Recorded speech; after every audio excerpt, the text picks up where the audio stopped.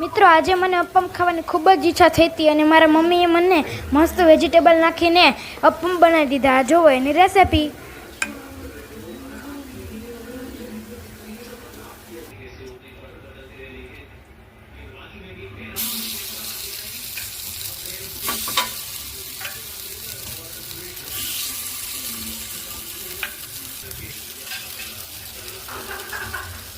આ અપમ છે.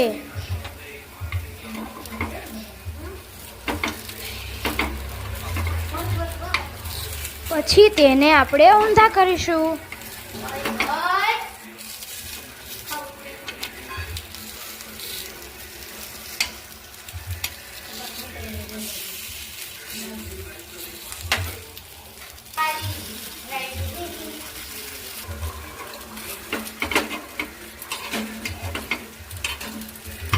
અપમ ઊંધા કરીને ચડી જાય ત્યાર પછી આપણે તેને ડીશમાં નાખીશું.